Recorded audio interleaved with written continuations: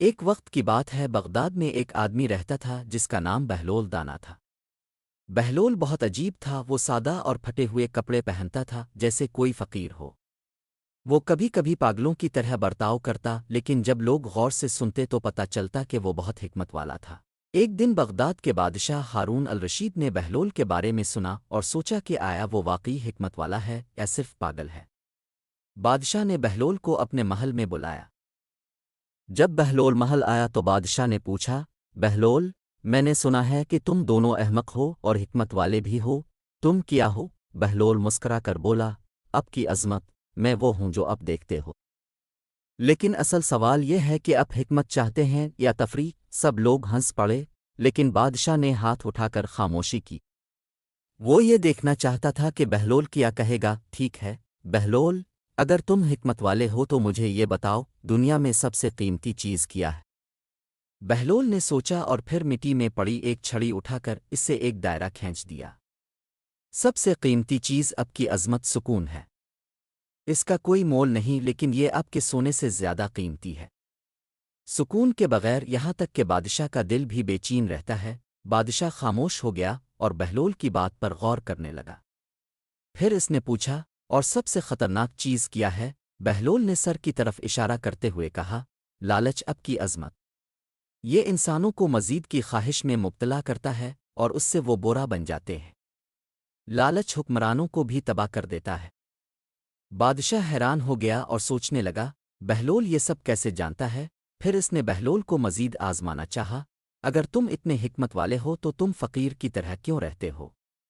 میری دولت کیوں نہیں لیتے؟ بہلول ہنستے ہوئے بولا، آپ کی عظمت کیا آپ نے کبھی سڑک پر کتے دیکھے ہیں؟ وہ کھانے کے ٹکڑوں کے لیے لڑتے ہیں لیکن کبھی خوش نہیں ہوتے۔ وہ ہمیشہ مزید چاہتے ہیں۔ میں شاید فقیر لگوں لیکن میرا دل آزاد ہے۔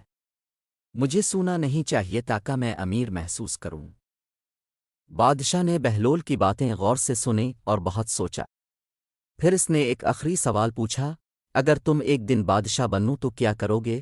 بہلول کی آنکھوں میں چمک آئی، اگر میں بادشاہ ہوتا تو تمہاری کرسی سے آگ جلاتا تاکہ غریبوں کو گرم کر سکوں، تمہارا سونا پگھلا کر بھوکوں کو کھانا دیتا اور تمہارے کپڑے ننگے لوگوں کو دے دیتا۔ سب لوگ بہت حیران ہوئے اور بادشاہ ہنس پڑا، بہلول، تم واقعی پاگل ہو، لیکن شاید تمہاری پاگل پن میں کچھ حکمت ہے۔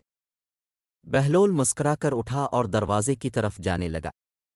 اس سے پہلے کہ وہ دروازہ چھوڑتا، وہ بادشاہ سے بولا، اب کی عظمت، کبھی کبھی بے وقوف کی حکمت بادشاہ کی بے وقوفی سے زیادہ واضح ہوتی ہے۔ یہ یاد رکھنا۔ اس دن کے بعد سے بادشاہ نے بہلول کی بہت عزت کی اور اکثر اس سے مشورہ لیتا۔